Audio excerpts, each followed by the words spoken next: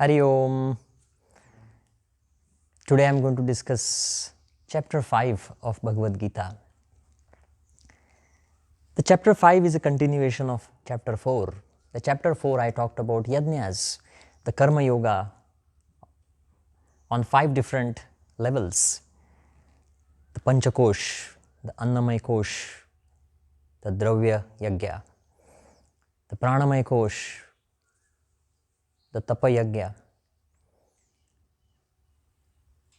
Manomay Kosh, the Yoga Yajna, Vijnanamay Kosh, the Swadhyaya Yajna, and Anandamay Kosh,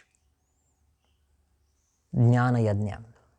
Chapter 5, Sri Krishna is talking about the same path of Karma Yoga, but because of Arjuna's questions about sannyasa path, that is becoming a monk, renunciating your family life, renunciating your life in the society, completely retiring from the material life and going on the spiritual path, that is sannyas. So Arjuna is saying to Sri Krishna that the path of Karma Yoga and the state of achievement, you are saying as if it's like sannyas, it's like becoming a monk, retiring. So then is sannyas better, or what you are saying is Karma Yoga in your day-to-day life? That is better. So is Karma Yogi higher who lives in the family, or the sannyasi, the monk who has given up everything, is he higher? What is the difference between these two paths? And Sri Krishna is saying actually these two paths that you think are separate, they are not separate. They are one and the same. The yogi has given up his attachments to the fruit of the action, and he has tried to control his indriyas, the sensory organs. He has tried to control his mind. He has tried to control and focus his attention on Paramatma Tattva, the Atma Tattva, the consciousness principle, the divine consciousness principle. And the Karma Yogi is doing the same. To explain this, I am going to tell you two small stories. And these small stories will highlight this idea of Tyaga, Sangha Parityaga.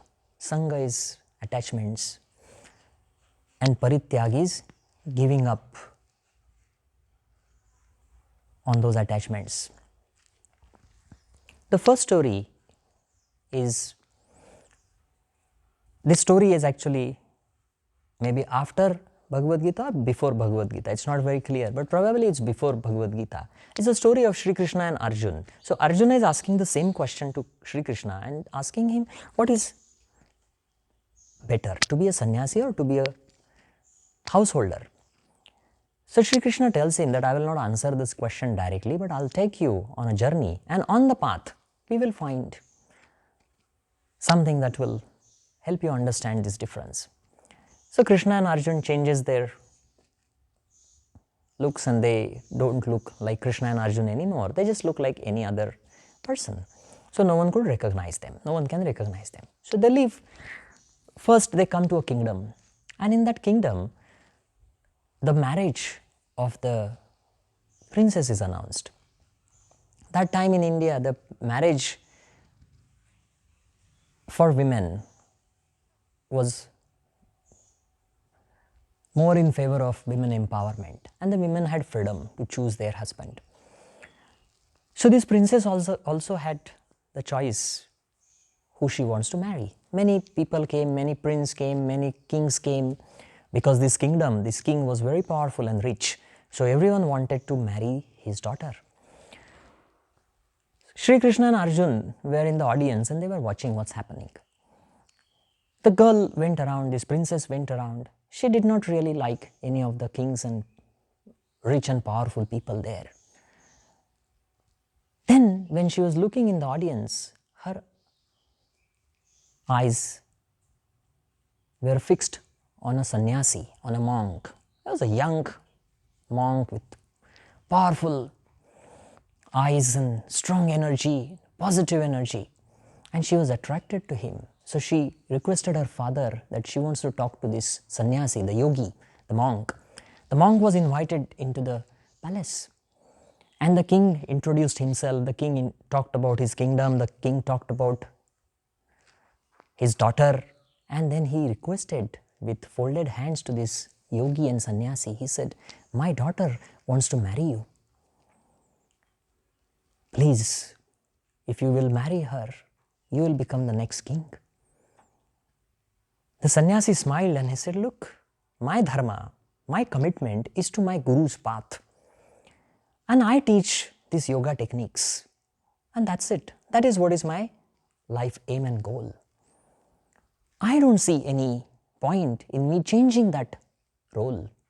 I am not wanting to become a king, and marriage is not my path." So he humbly turned down the request. He apologized to the princess, he apologized to the king, and he left. Arjun was surprised. He said to Sri Krishna, "Look at this monk. Wow, what a great offer he's turned down." So he definitely has very strong willpower and a very deep understanding. I really respect him. I think he's really the one that is higher. Sri Krishna said, "Don't talk yet. We'll experience few more events such as this." They went. The second part of their story was they went to the forest. It was a deep forest. And they were walking. In the day it was hot. They had to walk a lot. So late evening, they came to a place where they could see a little hut. It seemed like a very poor family hut. And there was some little lamp that was giving a very soft light outside. So they realized that there must be some family there. So Sri Krishna and Arjun both went there. Sri Krishna knocked the door. The door was hardly any door because it was such a poor family staying there. A man opened that whatever half door was there. And he was happy to have these guests. He said, "Oh, welcome. I'm very happy to welcome you both. Where have you come from? Please have a sit." He offered them water. And then Sri Krishna said to this man that, "Look, we have been traveling for the last 2 days and we didn't have any food. We are very hungry." Now Sri Krishna was aware that this is a poor family and he could hear that there are kids inside. There was a one lady voice, so he figured out that she must be his wife. But he still said that. The man felt bad that these two are hungry for the last couple of days. So he went in and the conversation was in a very low voice, but still Sri Krishna and Arjun could hear that. And the discussion was, there's a very little rice that was cooked. The kids had their food. These two adults did not eat. So this husband was saying to his wife, says, "There are two guests. Let's share whatever food we have to them." The wife said, "But you haven't had any food since morning. I can go hungry, no problem. But you should eat because you have a work. You have a tough day ahead tomorrow." The man said, "No, look, they haven't had any food for 2 days and they have come to us as guests.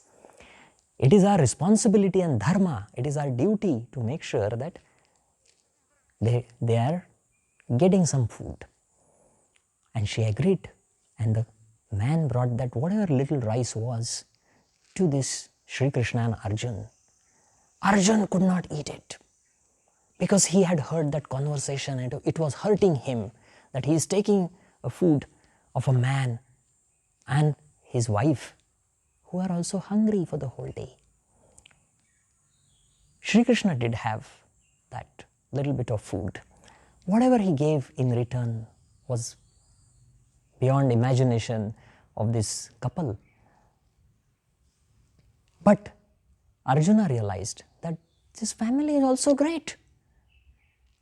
When they finished with that, Sri Krishna asked him, "Now you tell me, who is higher? Is that sannyasi who sacrificed that kingdom and the princess desires and power? Is he higher, or is the couple who again renounced gave up their desires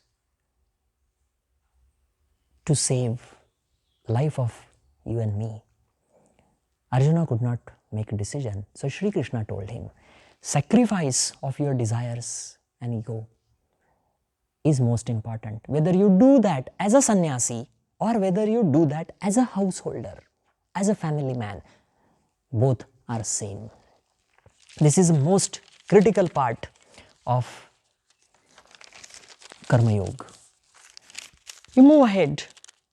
Shri Krishna makes an argument in chapter 5 that look, even if you take path of sannyas or even if you become a monk, without karmas, there is nothing possible.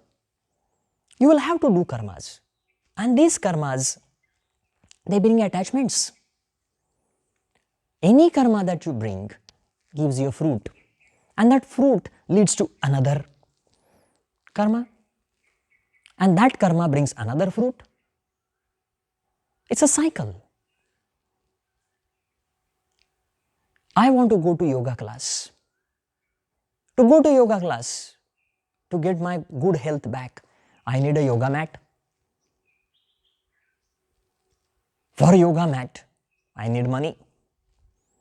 For money, I need to work. For work, I need my clothes proper. For my clothes, I need money again. For my money, I need some education. For some education, I need some money again. So it's like, look, just to go to a yoga class, you need to have education. That's what I proved, right? So this is that link.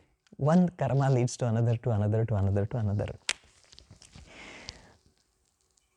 So the point here is you getting rid of this attachment to the fruit of the action to make you free from this karma and the fruit cycle. So this is a cycle that binds us. So Shri Krishna says, Yoginah karma kurvanti sangam tyaktva atma shuddhaye. The yogis keep doing the karmas in a karma yoga way for inner purification and getting rid of these attachments. The attachment to this cycle of karma and its fruits. While you are doing this action, another important point that is raised in chapter 5 is a new one. Shri Krishna is saying that when you are doing this karma, whether you are a householder or whether you are a sannyasi, understand, you are doing nothing. If you look at someone, it's your eyes who are watching. If you walk, it's your legs which are walking. If you hear something, it's your ears that are getting this form of energy. So your 5 sensory organs, your eyes, ears, nose, tongue for taste and tongue for talking, and your skin, and 5 motor organs, your arms, hands, your legs, your tongue for talking, urinary organ, excretory organ. So 10, 5 sense organs, 5 motor organs, 10 together. Their interactions with the outside world, that's what you are. Beyond these 10 organs, there is no interaction with the outside world. These 10 organs, sensory plus motor, if you understand there is an energy transfer, it's all about energy between these 5 sensory organs and 5 motor organs. It's not you. You are just a silent observer, an impartial observer to this. I am not doing things. It's the energy that's acting through me. And where is this energy coming from? It comes from the Paramatma, is the divine expression. This state of mind, when a yogi starts identifying with, then the real Atma Shuddhi and real Karma Sangha Parityag can happen. That non-attachment can develop very quickly. The wisdom of the Paramatma and the Atma comes when we do this. If you look at this Atma as a Karta, the one that who doesn't do anything, but he's just a witness. And what makes you do is the Prakriti, the energy that is working through you. So now see, consciousness and energy principles are highlighted here in this verse by Sri Krishna. And that you can compare with Sankhya, Purusha and Prakriti. Also you can compare that with Tantra philosophy, Shiva and Shakti. Shiva or Purusha is consciousness. Shakti or Prakriti is energy. So there is this similarity in this philosophy. And further Sri Krishna gives another interesting example, and he says that there are 9 gates which connect to Atma. 2, 4, 2, 6, that is 2 eyes, 2 ears, 2 nose, 2 nostrils, 6, 7th is your mouth, 8th is your urinary organ, and 9 is your excretory organ. So these are the 9 gates that interact with the outside, and the information that comes from outside is received or perceived by Atma. But when you are detached, when you are saying, I am not doing it, it's the Prakriti that's acting through me, that Atma starts realizing its own true nature. Otherwise the Atma is connected with eyes, and the Atma identifies with eyes. I am watching it. No, eyes are watching it. I'm just there. And this false identification of Atma through these 9 gates is what creates Maya for us. I'm going to tell you another interesting story as to how things multiply. The story of Sri Krishna and Narad. Narad was a devotee of Sri Krishna, and Narad is one of the immortal beings in the yogic tradition. So this is a story of Sri Krishna and Narad. Sri Krishna and Narad walking one day. Sri Krishna represents the cosmic consciousness, and Narad is representing a human consciousness. Walking together, father and son, Sri Krishna and Narad. And then Narad is watching the creation, and he is very surprised and very impressed with this beautiful creation of his father, cosmic dimension, cosmic consciousness, Sri Krishna. So there is a very beautiful water stream and water reservoir. So this Narad says to Sri Krishna, it's so beautiful, can I go close and see it? Sri Krishna says, you liked it? He says, yes, okay, go, I'm waiting here, come back. He says, yes, I go, just drink a little bit water and see around and come back. Say, okay, goes down, and he goes down. It's very beautiful. He falls in love with this. Oh, this is so beautiful. He forgets that his eyes are watching it, and it's the creation of the same cosmic divine being that is inside of him as Atma. He forgets it. So he identifies himself with that beauty. He says, oh, I like this. There comes a very beautiful girl. Says, oh, she is very beautiful again. He starts talking to her. She has a little pot. She says, are you thirsty? He says, yes, very thirsty. She gives him a little water. And he likes that energy of this beautiful girl. They start talking. He falls in love with her. She falls in love with him. He says, oh, I want to be here with you. It's so beautiful. I'm so happy. She says, I am so happy to be with you. Then what? Then they get together. Then they find a little house. Then they have to work for that house. Then in that house they start staying. Then they have a baby because they love each other. Then they have to look after the baby. Then for the baby to go to school, they need to work even harder. So they start working harder. Then the life gets very stressful. And one fine day, when they are sitting on the bank of this river, a strong water current destroys everything.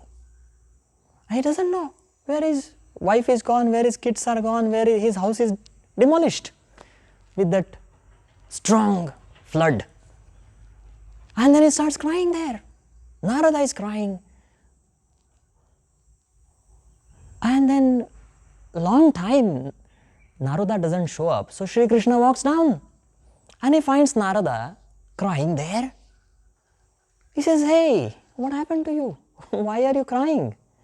Said, hey, master, I lost everything. He said, really? What did you bring with you that you lost? Narad starts thinking, say, yeah, you're right. I just came without anything to this water reservoir. So I actually didn't have anything with me. So Shri Krishna asks him, why are you crying? If you didn't have anything, there's no reason for you to cry. This is attachments, how we create attachments. When I am born, what did I bring? When I was born, I came without anything. I didn't have any clothes. I didn't have any money. I didn't know about relations. What are relations? I didn't even understand what is a relation. The first relation that I formed was with my mother. I didn't know what it is. I was taught to call her Mummy, Ai, Mama, whatever. Ma, Mata. Very interesting. Most of the words with mother are from ma, ma. Look at this starting point of my life where I have nothing with me. And when I am going to die, what will I have? No clothes, nothing. No money, nothing. I can't take relationships with me. The relationships come and go. It's part of life. Money comes and goes, part of life. The name that you earn comes and goes. The car that you have comes and goes. So what do I have? I come with nothing, I go with nothing. This is a very important idea of the reality of life.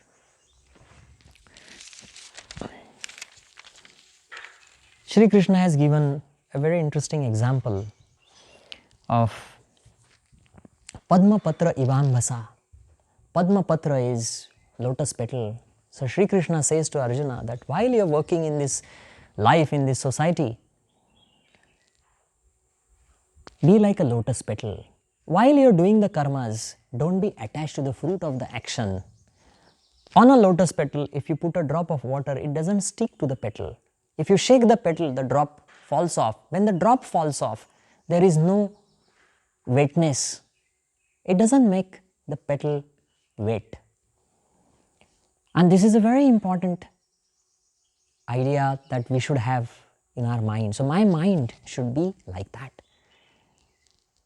Whatever I am doing, I am non-attached with that. The yogi is like this. I am going to tell you one last story of a yogi and I am going to stop. There was a yogi. He worshipped the God or the divine being, the cosmic consciousness. And the cosmic consciousness, that God came down to him and he said, my dear child, I am very happy.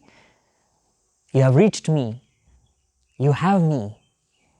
Ask what you want. The yogi was very happy. He felt contentment. He felt contentment and he told this God that I don't want anything. I am so happy just to know you, just to meet you, just to be with you. I think my life is all fulfilled. I feel complete in my life. But God said, I accept all of that. I appreciate your commitment. I appreciate your non-attachment. I know you have control over your mind, your desires, your body, everything. You are the master. That's why you are so close to me now. But you have to take something because I want to give you something. The yogi smiles and says, look, I am in love with you. I don't have love for anything else. So if you give me something, I have no interest in it. I am only interested in you. So please keep it to yourself. I don't want anything. But anyway, nice meeting you. So thank you. He turns around, starts walking. God is surprised. Sir, what kind of man is this? I am giving him anything he wants. He doesn't want anything. Wow, but my word, God word, cannot go down without being complete. So I have to give him something. But I have to respect him also. What to do, what to do, what to do. Then he see that this yogi is walking, and the yogi has a shadow. So the God looks at the shadow, smiles and says, I can bless the shadow. So I'll keep the word that I have given to this yogi, and I will also keep my word. So the God blesses his shadow. The yogi doesn't know his shadow is blessed. He just is so happy that he met this divine consciousness. Starts walking. As he walks, his shadow also walks with him. The shadow falls on a dead tree. The tree comes to life. The shadow falls on a sick man. The man is healed and he has got his health back. The man tells his friends, hey, this yogi has amazing powers. He healed me. Wherever he walked, I could see flowers, fruits to the plants, animals happy. I think he has fantastic energy. People start experiencing it. So they say to yogi that you are such a great person. Thank you for coming here. Yogi says, I am not someone great. Because he doesn't know his shadow is blessed. So he says, if something is good happening with you, it must be that divine consciousness. It must be that Paramatma. It must be that Parabrahma who is bringing this positive experience to you. Because I am nothing. I am a very small part of this cosmic.